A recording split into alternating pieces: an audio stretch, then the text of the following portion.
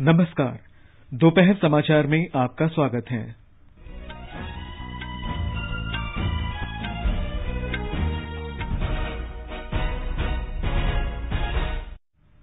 प्रधानमंत्री नरेंद्र मोदी ने राष्ट्र को one nation one gas grid योजना के द्वारा स्वच्छ ऊर्जा प्रदान करने का आश्वासन दिया।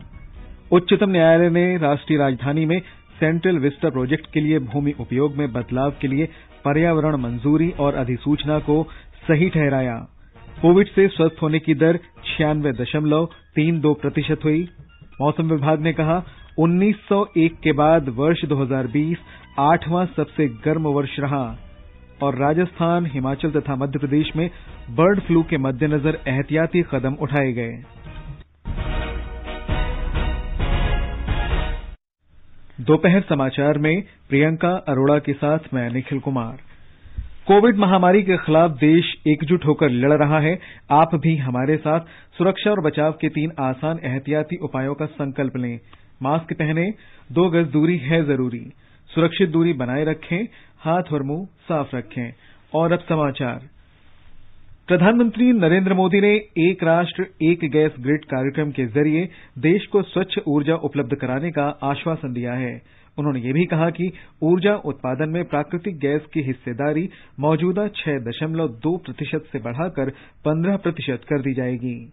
प्रधानमंत्री ने केरल में कोच्चि से कर्नाटक में मंगलुरु तक 450 किलोमीटर लंबी प्राकृतिक गैस पाइपलाइन का उद्घाटन करते हुए आज ये बात कही। Our energy agenda is all inclusive. Since 2014, we have brought in various reforms across the oil and gas sector. These reforms cover exploration and production, natural gas marketing and distribution. We plan to achieve one nation, one gas grid. We also want to shift to gas-based economy. The use of natural gas has several environmental benefits. The government is taking policy initiative to increase the share of natural gas in India's energy basket from 6% to 15%. Shri Modi ने कहा कि मौजूदा सरकार ने तेल और gas क्षेत्र में तेजी से सुधार किए हैं, अक्षय ऊर्जा तक की पहुंच बेहतर की है और इस क्षेत्र की बुनियादी आवश्यकताएं तीव्रता से पूरी की हैं। प्रधानमंत्री ने कहा कि दोनों राज्यों के विकास को गति देने में इस पाइपलाइन की महत्वपूर्ण भूमिका होगी। ये पाइपलाइन दोनों राज्यों में लाखों लोगों के लिए ईज ऑफ लिविंग बढ़ाएगी। दोनों ही राज्यों के गरीब, मध्यम वर्ग और उद्यमियों का खर्च कम करेगी। ये पाइपलाइन अनेक शहरों में सिटी गैस डिस्ट्रीब्यूशन सिस्टम उसका एक माध्यम बनेगी। अनेक शहरों में सीएनजी आधारित ट्रांसपोर्ट सिस्टम को डेवलप करने का आधार बनेगी। ये पाइपलाइन मैंगलोर केमिकल और फर्टिलाइजर प्लांट को ऊर्जा देगी, कम खर्च में खाद बनाने में मदद करेगी। ये पाइपलाइन मैंगलोर रिफाइनरी और पेट्रोकेमिकल को ऊर्जा देगी, उन्हें स्वच्छ ईंधन देगी। दोनों ही राज्यों में प्रदूषण कम करने में बड़ी भूमिका निभाएगी। जब प्रदूषण कम होगा, हवा साफ सुथरी होगी, शहर में गैस आधारित व्यवस्थाएं होगी तो और ज्यादा टूरिस्ट आएंगे। टूरिज्म सेक्टर को भी इसका लाभ होगा। श्री मोदी ने कहा कि सरकार की नीतिगत पहल से रसोई गैस का इस्तेमाल बढ़ने से केरोसिन पर राज्यों की निर्भरता कम हुई है। प्रधानमंत्री ने बताया कि 2014 तक केवल 24 करोड़ एलपीजी कनेक्शन थे, जबकि इसके बाद के 6 वर्ष में 24 करोड़ नए कनेक्शन दिए गए हैं। उज्ज्वला योजना के तहत 8 करोड़ गरीबों को ये कनेक्शन दिए गए हैं। श्री मोदी ने कहा कि महामारी के कारण लॉकडाउन के दौरान सरकार ने 12 करोड़ सिलेंडर निःशुल्क उपलब्ध कराए। उन्होंने कहा कि 1987 में पहली प्राकृतिक गैस पाइपलाइन शुरू किए जाने के बाद 27 वर्ष में केवल 15,000 किलोमीटर पाइपलाइन ही बिछाई गई। श्री मोदी ने कहा कि 2014 के बाद केवल 6 वर्षों में 16,000 किलोमीटर से अधिक नई पाइपलाइन बिछाने का काम किया गया। प्रधानमंत्री ने कहा कि कोच्चि से मंगलुरु तक 3,000 करोड़ रुपए की इस परियोजना से रोजगार के 12 लाख मानव दिन सृजित हुए हैं। इस पाइपलाइन के निर्माण के दौरान 12 लाख मैन डेज का रोजगार जनरेट हुआ है। पाइपलाइन के शुरू होने के बाद भी रोजगार और स्वरोजगार का एक नया इकोसिस्टम केरला और कर्नाटका में बहुत तेजी से विकसित होगा। फर्टिलाइजर उद्योग हो, पेट्रोकेमिकल उद्योग हो, बिजली उद्योग हो, हर उद्योग इससे लाभ लेगा और रोजगार के अवसर बनेंगे। श्री मोदी ने कहा कि इस पाइपलाइन के कार्यान्वयन से देश की हजारों करोड़ रुपए की विदेशी मुद्रा के खर्च में बचत होगी। इससे कोप 21 के लक्ष्यों को प्राप्त करने में भी मदद मिलेगी। कोप 21 के लक्ष्यों को लेकर जिस गंभीरता से काम कर रहा है, ये प्रयास हमें उसमें भी मदद करेंगे। दुनिया भर के एक्सपर्ट का कहना है कि 21वीं सदी में जो भी देश अपनी कनेक्टिविटी पर और क्लीन एनर्जी पर सबसे ज्यादा जोर देगा, तेजी से काम करेगा, वो तेजी से नई ऊंचाई पर पहुंचेगा। श्री मोदी ने कहा कि भारत में विकास की जो रफ्तार इस समय है, वो पहले नहीं थी। आज आप जिस भी फ्रंट पर देखें, highway connectivity, railway connectivity, metro connectivity, air connectivity, water connectivity, digital connectivity या फिर गैस कनेक्टिविटी, भारत में जितना काम अभी हो रहा है, एक साथ इतने सभी क्षेत्रों में उतना पहले कभी नहीं हुआ। पिछली शताब्दी में भारत जिस भी रफ्तार से चला, उसकी अपनी वजह रही है, लेकिन इतना तय है कि आज का युवा भारत अब धीरे नहीं चल सकता। इसलिए ही बीते वर्षों में देश ने स्पीड भी बढ़ाई और स्केल भी बढ़ाया। सीएनजी केंद्रों की प्रगति का जिक्र करते हुए प्रधानमंत्री ने कहा कि 27 वर्षों में केवल 900 केंद्र ही उपलब्ध कराए गए थे, जबकि 2014 के बाद 6 वर्ष में 1500 नए सीएनजी केंद्रों का निर्माण किया गया। अब सरकार इस लक्ष्य पर काम कर रही है कि देश भर में सीएनजी स्टेशनों की संख्या को 10,000 तक पहुंचाया जाए। अभी जो ये पाइपलाइन कमीशन हुई है, ये भी केरला और कर्नाटका के अनेक शहरों में 700 सीएनजी स्टेशन खोलने में मदद करेगी। प्रधानमंत्री ने कहा कि 2014 तक पाइप के जरिए प्राकृतिक गैस पहुंचाने के केवल 25 लाख कनेक्शन थे, लेकिन बीते 6 साल में 72 लाख कनेक्शन दिए गए। श्री मोदी ने कहा कि कोच्चि और बेंगलुरु के बीच पाइपलाइन से 21 लाख नए पाइपलाइन कनेक्शन उपलब्ध कराने में सहायता मिलेगी। प्रधानमंत्री ने कहा कि अगले 10 वर्ष में पेट्रोल में 20% एथेनॉल सम्मिश्रण का लक्ष्य रखा गया है। उच्चतम न्यायालय ने आज राष्ट्रीय राजधानी में सेंट्रल विस्टा प्रोजेक्ट को लेकर भूमि उपयोग में बदलाव के लिए पर्यावरण मंजूरी और अधिसूचना को सही पाया है। 3 न्यायाधीशों की पीठ ने बहुमत से फैसला देते हुए कहा है कि दिल्ली विकास प्राधिकरण अधिनियम के तहत अधिकारों का प्रयोग वैध था और पर्यावरण मंत्रालय द्वारा पर्यावरण मंजूरी की सिफारिशें सही थीं। न्यायालय ने अपने फैसले में कहा कि निर्माण कार्य शुरू करने के लिए विरासत संरक्षण समिति की मंजूरी आवश्यक होगी। न्यायालय उन कई याचिकाओं की सुनवाई कर रहा था जिनमें संसद और केंद्रीय सचिवालय भवनों के क्षेत्र में भूमि के उपयोग तथा पर्यावरण संबंधी नियमों के अनुपालन को चुनौती दी गई थी। इससे पहले न्यायालय ने 7 दिसंबर को नए संसद भवन के लिए शिलान्यास समारोह की अनुमति दी थी, लेकिन 10 दिसंबर को यह निर्देश दिया था कि कोई निर्माण नहीं होना चाहिए। प्रधानमंत्री नरेंद्र मोदी ने नए संसद भवन के निर्माण के लिए आधारशिला रखी और भूमि पूजन किया, जो 20,000 करोड़ रुपए की सेंट्रल विस्टा प्रोजेक्ट का एक हिस्सा है। आवासन और शहरी मामलों के केंद्रीय मंत्री हरदीप सिंह पुरी ने सेंट्रल विस्टा प्रोजेक्ट के बारे में उच्चतम न्यायालय के फैसले का स्वागत किया है। अपने ट्वीट संदेश में उन्होंने कहा कि केंद्र सरकार पर्यावरण संबंधी चिंताओं के प्रति हमेशा संवेदनशील रही है और निर्माण की अवधि के दौरान श्रेष्ठ मानकों का पालन करती रहेगी। उन्होंने कहा कि दिल्ली विश्व स्तरीय राजधानी बनने की ओर अग्रसर है और 2022 में आजादी के 75 साल पूरे होने पर संसद की नई इमारत तैयार हो जाएगी।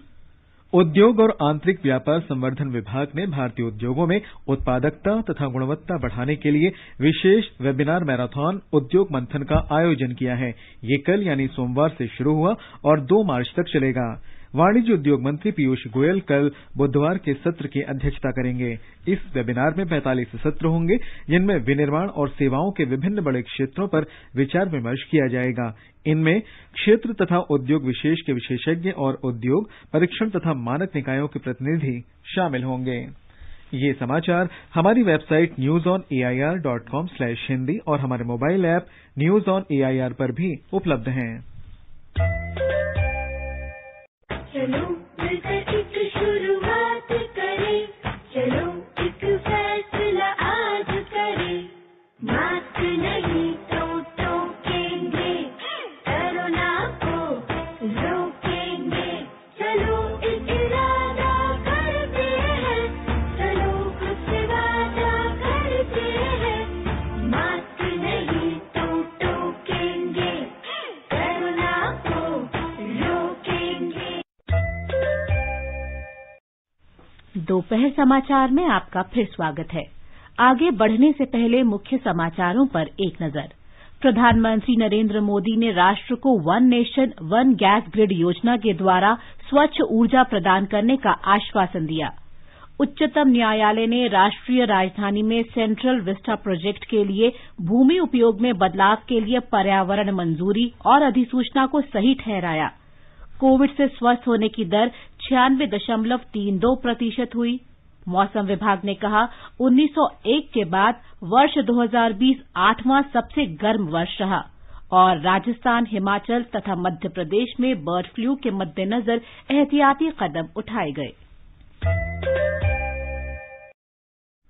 देश में कोविड से स्वस्थ होने वालों की दर 96.32% हो गई है। पिछले 24 घंटों में 29,000 लोग ठीक हुए। स्वास्थ्य मंत्रालय ने बताया कि अब तक कोविड से 99,75,958 लोग स्वस्थ हो चुके हैं। देश में कुल मामलों में से केवल 2.23% ही सक्रिय मामले हैं। इस समय कोविड के लगभग 2,31,000 मामले हैं। पिछले 24 घंटों में आए कोविड के 16,375 नए रोगियों को मिलाकर अब संक्रमितों की संख्या 1,03,56,000 को पार कर गई है। मंत्रालय ने कहा कि भारत में कोविड से होने वाली मृत्यु दर 1.45% है, जो विश्व के अधिकांश देशों की तुलना में बहुत कम है।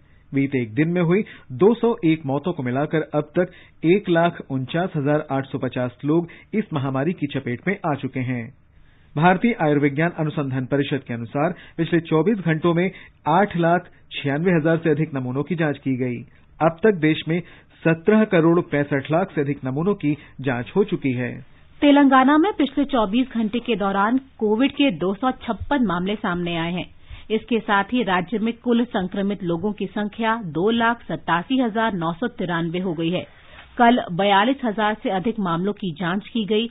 इस दौरान 317 लोगों के संक्रमण मुक्त होने से स्वस्थ होने की दर 97.71% हो गई है। केंद्र शासित प्रदेश पुद्दुचेरी में कोविड-19 के 47 नए मामले सामने आए और 31 लोग स्वस्थ भी हुए। इस समय वहां संक्रमण के 373 सक्रिय मामले हैं। अब तक वहां 4,98,724 नमूनों की जांच की जा चुकी है। कोविड संक्रमण से वहां अब तक 635 लोगों की मौत हुई है। ठीक होने की दर 97.37% है। बिहार में कोविड टीकाकरण के पहले चरण के लिए 4,42,195 लोगों का पंजीकरण किया गया है। राज्य के स्वास्थ्य मंत्री मंगल पांडेय ने बताया कि टीकाकरण प्रक्रिया के लिए 65,000 स्वास्थ्य कर्मियों की पहचान की गई है। उन्होंने बताया कि टीकाकरण स्थलों का चयन कर लिया गया है। इन्हें चुनाव में मतदान के लिए बनाए जाने वाले केंद्रों की तर्ज पर तैयार किया जाएगा। श्री पांडेय ने बताया कि कोविशील्ड और कोवैक्सीन टीकों की गुणवत्ता बनाए रखने के लिए जिला स्तर पर कोल्ड चेन उपकरणों का इस्तेमाल किया जाएगा। श्री पांडेय ने बताया कि राज्य सरकार को टीकों के भंडारण के लिए केंद्र से 980 से अधिक उपकरण मिल चुके हैं। इससे राज्य के पास कुल उपकरणों की उपलब्धता 2,600 से अधिक हो गई है। उन्होंने बताया कि प्रत्येक खंड के लिए जिलावार कोल्ड चेन प्रबंधकों को प्रशिक्षित किया गया है। सूचना और प्रसारण मंत्री प्रकाश जावड़ेकर ने कोविड-19 के टीके के बारे में कांग्रेस की ओर से उठाए गए प्रश्न की आलोचना की है। एक ट्वीट में श्री जावड़ेकर ने आश्चर्य जताया कि कांग्रेस को इस टीके से क्या समस्या हो सकती है। उन्होंने कहा कि इसके बजाय शायद उनको अपने नेता के साथ समस्या है। इससे पहले कुछ कांग्रेस नेताओं ने औषध नियंत्रक द्वारा भारत बायोटेक निर्मित कोवैक्सीन टीके के इस्तेमाल की अनुमति देने पर यह कहते हुए सवाल उठाया था कि इस टीके के मानवीय परीक्षण का तीसरा चरण अभी पूरा नहीं हुआ है। कर्नाटक के स्वास्थ्य और चिकित्सा शिक्षा मंत्री डॉक्टर सुधाकर ने देश की एक निजी कंपनी भारत बायोटेक द्वारा तैयार किए गए कोरोना के टीके को लेकर सवाल उठाए जाने पर चिंता जताई है। उन्होंने चिकित्सा समुदाय से अनुरोध किया है कि वे इस टीके की आलोचना करके इसके विकास में वैज्ञानिकों के योगदान को ठेस न पहुंचाएं। आज अपने कई ट्वीट में उन्होंने कहा कि भारत कई तरह के टीकों का बड़ा निर्यातक है और सारी दुनिया इस महामारी के खिलाफ उसके प्रयासों पर विशेष ध्यान दे रही है। बांग्लादेश सरकार ने ऑक्सफोर्ड विश्वविद्यालय और एस्ट्राजेनेका द्वारा तैयार किए गए कोरोना टीके के आपातकालीन उपयोग को मंजूरी दे दी है। बांग्लादेश की कंपनी बेक्सिको फार्मास्यूटिकल्स लिमिटेड ने 13 दिसंबर को 3 करोड़ टीके आयात करने के लिए सीरम इंस्टीट्यूट ऑफ इंडिया के साथ एक समझौते पर हस्ताक्षर किए थे। बांग्लादेश के विदेश मंत्री अब्दुल मोमेन ने ढाका में कल पत्रकारों को बताया कि भारत में तैयार टीके समय पर बांग्लादेश पहुंच जाएंगे। उन्होंने कहा कि सरकार ये टीके अन्य देशों से भी मंगाने के प्रयास कर रही है। ब्रिटेन के प्रधानमंत्री बोरिस जॉनसन ने कोविड-19 के बढ़ते मामलों को देखते हुए नया राष्ट्रव्यापी लॉकडाउन लगाने की घोषणा की है। इसमें लोगों को हिदायत दी गई है कि वे कोरोना वायरस के नए और अधिक संक्रामक रूप से बचने के लिए अपने घरों में ही रहें। इसके चलते देश भर में स्कूल, होटल और गैर जरूरी दुकानें बंद रहेंगी। ऑक्सफोर्ड विश्वविद्यालय और एस्ट्राजेनेका द्वारा मिलकर बनाई गई वैक्सीन की शुरुआत करने वाला पहला देश बनने पर सरकार की ओर से ब्रिटेन की सफलता की सराहना होने के बाद ही कुछ घंटों में लॉकडाउन लगाने की घोषणा कर दी गई। सरकार ने कहा है कि भारत में स्वीकृत कोविड का टीका अन्य देशों में विकसित किए गए किसी भी वैक्सीन के समान कारगर है। स्वास्थ्य मंत्रालय ने कोविड के टीके से संबंधित विभिन्न पहलुओं के बारे में बार बार पूछे जाने वाले सवालों की एक श्रृंखला जारी की है।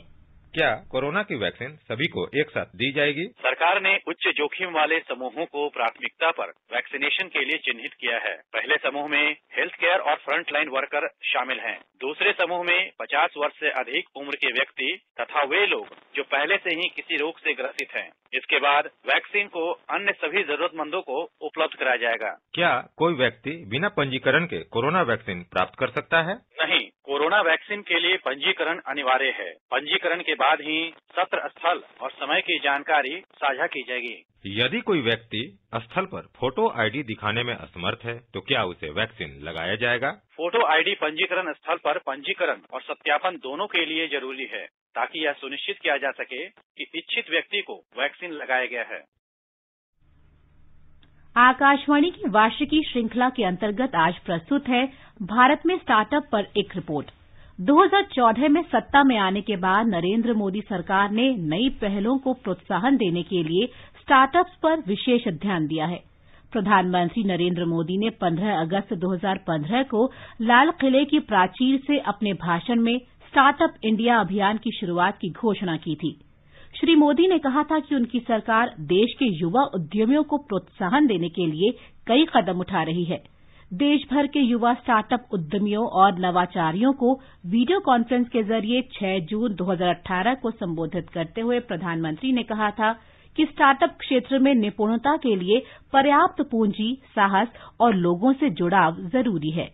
स्टार्टअप इंडिया के माध्यम से अपने कौशल को अवसर से जोड़ा, अपना स्वयं का उद्यम शुरू किया और अपने जैसे और कई युवाओं को रोजगार भी दिया। अब वो युवा है जो तरक्की के रास्ते पर एक कदम आगे बढ़े और जिनके बढ़ने से देश नए भारत की ओर 2 कदम आगे बढ़ा है। यह सब उस बदलते भारत की पहचान है जहां हमारा युवा रोजगार मांगने वाला नहीं, रोजगार देने वाला बन रहा है। इस पहल के लिए कार्य योजना 3 क्षेत्रों सरलीकरण और हैंड होल्डिंग, वित्तीय सहायता तथा प्रोत्साहन के साथ उद्योग और शिक्षा जगत के बीच भागीदारी तथा इंक्यूबेशन पर केंद्रित है। हमारे संवाददाता की एक रिपोर्ट। भारत ने रोजगार के साथ साथ हमारी आत्मनिर्भरता को बढ़ाने के लिए 40,000 से अधिक मान्यता प्राप्त स्टार्टअप्स के साथ तीसरे सबसे बड़े स्टार्टअप इकोसिस्टम में बदलाव कर दिया है। टीयर 1 शहरों से हटकर अन्य स्थानों पर उद्यमिता को बढ़ावा देने में स्टार्टअप इंडिया की महत्वपूर्ण भूमिका है। स्टार्टअप इंडिया अभियान की शुरुआत के साथ ही अब कुल 29 राज्यों और केंद्र शासित प्रदेशों के 546 जिलों में स्टार्टअप का विस्तार हो गया है। स्टार्टअप नीतियों के जरिए 4,20,000 से अधिक रोजगार दिए गए हैं। स्टार्टअप इंडिया ने अर्थव्यवस्था को मजबूत करने में भी महत्वपूर्ण भूमिका निभाई है। वाणिज्य और उद्योग मंत्रालय ने भारतीय अर्थव्यवस्था में जोखिम पूंजी की उपलब्धता को बढ़ाने के लिए 10,294 करोड़ रुपए का कोष बनाया है। स्टार्टअप इंडिया ने सरकारी ई मार्केट प्लेस GEM पोर्टल पर स्टार्टअप्स की खरीद की सुविधा प्रदान की है। इस समय 7,438 स्टार्टअप्स को GEM पोर्टल पर 1,800 करोड़ रुपए से अधिक के ऑर्डर मिले हैं। ग्लोबल इकोसिस्टम के साथ इंडियन स्टार्टअप इकोसिस्टम को आगे बढ़ाने के लिए कोरिया, ब्रिटेन, नीदरलैंड, स्वीडन, पुर्तगाल आदि 11 देशों के साथ सहयोग किया गया है। स्टार्टअप इंडिया ने 2017 में स्टार्टअप यात्रा की शुरुआत की थी, जिसमें ग्रामीण और गैर मेट्रो क्षेत्रों को गति मिली और यह राज्यों में जमीनी स्तर पर पहुंच गया है। सौभाग्यकर की रिपोर्ट के साथ समाचार कक्ष से श्रीराम शर्मा। महाराष्ट्र सरकार ने सांगली जिले के सूखे की आशंका वाले बाकी बचे 65 गांवों में महिसाल सिंचाई योजना के तहत पानी की आपूर्ति करने की तैयारी की है। राज्य के जल संसाधन मंत्री जयंत पाटिल ने कहा है कि भविष्य में जिले को बाढ़ का पानी उपलब्ध कराने का प्रस्ताव भी सरकार के विचाराधीन है। महाराष्ट्र के जल संपदा मंत्री जयंत पाटिल ने कहा कि महिसाल योजना के तहत शेष 65 गांवों को पानी उपलब्ध कराने से सांगली और आसपास के क्षेत्रों के लिए आने वाले समय में काफी लाभ प्राप्त होगा। इसके अलावा सिंचाई योजना की सफलता से इस जिले को पानी की कमी पर स्थायी रूप से समाधान मिलने में भी मदद हो सकती है। पाटिल ने बताया कि राज्य सरकार को महिसाल सिंचाई योजना के लिए पानी की आपूर्ति का स्रोत सुनिश्चित करना बाकी है। इस पर निर्णय हो जाने पर सिंचन से इस क्षेत्र के विकास में तेजी आई। देवप्रियो भट्टाचार्य के साथ निवेदिता, आकाशवाणी समाचार, मुंबई। ये समाचार आकाशवाणी से प्रसारित किए जा रहे हैं। ताज़ा समाचार जानने के लिए आप हमारे Twitter handle @AIR News Hindi को फॉलो कर सकते हैं। ये आकाशवाणी है।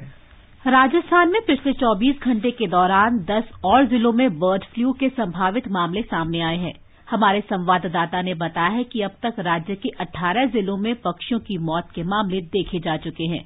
पिछले 24 घंटे में हनुमानगढ़, नागौर, बांसवाड़ा, सीकर, सवाईमाधोपुर, जैसलमेर, अजमेर तथा भीलवाड़ा में कौवों तथा अन्य पक्षियों के मरने के मामले सामने आए हैं। इन सभी जिलों से सैंपल जांच के लिए भोपाल भेजे गए हैं। बर्ड फ्लू के बढ़ते मामलों को देखते हुए आज शाम राज्य के मुख्य सचिव निरंजन आर्य पशुपालन, वन तथा स्वास्थ्य विभाग के आला अधिकारियों के साथ बैठक करेंगे, जिसमें कई महत्वपूर्ण फैसले लिए जाने की उम्मीद है। राज्य सरकार द्वारा राज्य स्तर तथा सभी जिला मुख्यालयों पर कंट्रोल रूम शुरू किए गए हैं। सरकार द्वारा वन विभाग तथा स्वास्थ्य विभाग के सभी अधिकारियों को भी अलर्ट कर दिया गया है। जितेंद्र द्विवेदी, आकाशवाणी समाचार, जयपुर। हिमाचल प्रदेश के कांगड़ा जिले में हाल ही में पोंग बांध में मृत पाए गए 2,300 से अधिक प्रवासी पक्षी बर्ड फ्लू से संक्रमित पाए गए हैं। हमारे संवाददाता ने बताया है कि जिला प्रशासन ने इसके बाद कई एहतियाती उपाय किए हैं। जिले के 4 उपमंडलों में चिकन, मछली और अन्य पोल्ट्री उत्पादों की बिक्री और खरीद पर प्रतिबंध लगा दिया गया है। पोंग बांध के 1 किलोमीटर के दायरे में लोगों के आने जाने पर भी प्रतिबंध लगा दिया गया है। इस क्षेत्र को अलर्ट जोन घोषित कर दिया गया है। मध्य प्रदेश में इंदौर में कौवों की मौत तथा अन्य जिलों में भी बर्ड फ्लू के मामले मिलने से वहां के पशुपालन विभाग ने सतर्कता बरतने के निर्देश दिए हैं। हमारी संवाददाता ने बताया है कि राज्य के पशुपालन मंत्री प्रेम सिंह पटेल ने अधिकारियों से मुर्गी पालन के फॉर्म, उसके बिक्री के स्थान तथा प्रवासी पक्षियों के आश्रय स्थलों पर विशेष निगाह रखने को कहा गया है। प्रदेश में 23 दिसंबर से 3 जनवरी तक इंदौर में 142, मंदसौर में 100, आगरमालवा में 112, खरगोन जिले में 13, सीहोर में 9 कौवों की मृत्यु हुई है। मृत कौवों के सैंपल भोपाल स्थित राष्ट्रीय उच्च सुरक्षा पशु रोग संस्थान भेजे गए हैं। इंदौर में कंट्रोल रूम की स्थापना कर रैपिड रिस्पांस टीम द्वारा कार्यवाही की जा रही है। श्री पटेल ने बताया कि प्रदेश के सभी जिलों में बर्ड फ्लू सर्विलांस का काम जारी है। इंदौर की मुख्य चिकित्सा और स्वास्थ्य अधिकारी पूर्णिमा गडरिया ने जानकारी दी है कि सबसे पहले इंदौर में 50 कौवों की मृत्यु हुई थी, जिनमें H5N8 वायरस की पुष्टि हुई थी। पूजा पीवर्धन, आकाशवाणी समाचार, भोपाल। मध्य प्रदेश में बाल देखभाल संस्थाओं से बाहर निकलने वाले और 18 वर्ष की आयु पूरी कर चुके लड़कों और लड़कियों के लिए लॉन्च पैड योजना शुरू की जा रही है। हमारे संवाददाता ने बताया है कि महिला और बाल विकास विभाग की इस योजना का उद्देश्य इन युवाओं को एक ऐसा मंच प्रदान करना है जिसकी सहायता से वे अपनी पढ़ाई और प्रशिक्षण जारी रखते हुए आत्मनिर्भर बन पाएंगे। लॉन्च पैड स्कीम में प्रदेश के 52 जिलों को 5 क्लस्टर में बांटा गया है। 5 संभागीय मुख्यालय इंदौर, सागर, ग्वालियर, जबलपुर तथा भोपाल में प्रारंभ किए जा रहे हैं। मध्य प्रदेश सरकार के इस नवाचार को केंद्र सरकार की स्वीकृति भी प्राप्त हो गई है और इसका क्रियान्वयन चालू वित्तीय वर्ष में ही किया जाएगा। इस योजना के अंतर्गत बाल गृहों के 18 वर्ष की आयु पूर्ण कर चुके 6 से 8 युवाओं के समूह को coffee shop, stationery, photocopy, computer typing, DTP कार्य, नोटरी जैसे काम करने के लिए जिला प्रशासन द्वारा स्थान उपलब्ध कराया जाएगा। महिला और बाल विकास विभाग द्वारा प्रत्येक लॉन्च पैड की स्थापना के लिए 6 लाख रुपए की राशि उपलब्ध कराई जाएगी। यह लॉन्च पैड अशासकीय संस्थाओं के माध्यम से संचालित होंगे।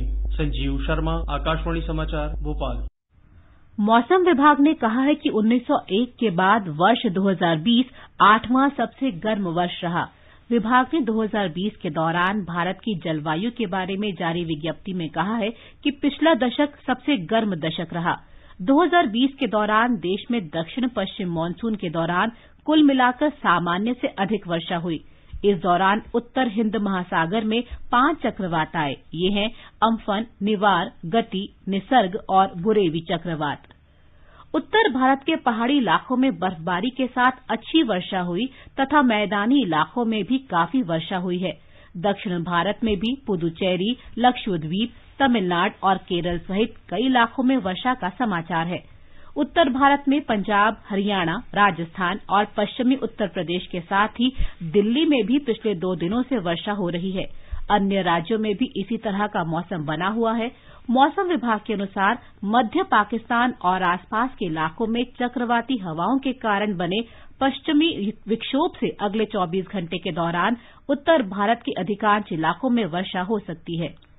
जम्मू कश्मीर में कश्मीर घाटी में हुए भारी हिमपात से जनजीवन बुरी तरह से प्रभावित है। जम्मू श्रीनगर राष्ट्रीय राजमार्ग लगातार तीसरे दिन यातायात के लिए बंद है। कई स्थानों पर सड़क धंसने की घटनाएं हुई हैं। लगातार हिमपात से मार्ग को ठीक करने के काम में रुकावट आ रही है। राजमार्ग के कई स्थानों पर सैकड़ों वाहन फंसे हुए हैं।